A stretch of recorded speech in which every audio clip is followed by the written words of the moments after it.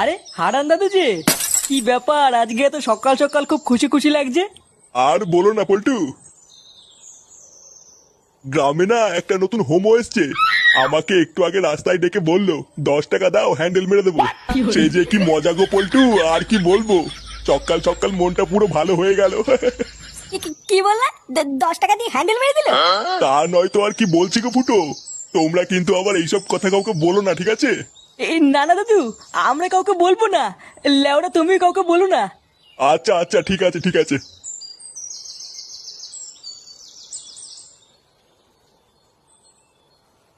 বাড়া কি বলে গেল? গ্রামে একটা নতুন হোমো এসছে, 10 টাকা দিয়ে হ্যান্ডেল মেরে দিল? পল্টুদা, এটা ফুটো শালার কাজ না তো? আমারও তো মারা তাই মনে হচ্ছে রে। ভাগ্যিস হারান দাদু জানে না ওটা ফুটো শালা, না হলে তো গ্রামে ফুটো সম্মানী টাকনি পড়ে যেত রে। বাড়া, চুদির ভাই তলে তলে এই ব্যবসা করছে। ফুটো, তুই কোনো চিন্তা করিস না। তোর শালাকে এই গ্রামে কেউ চেনে না, কোনো সমস্যা হবে না। হ্যাঁ, তুই কোনো চিন্তা করিস না। চল মদনের দোকান থেকে চা খেয়ে আসি।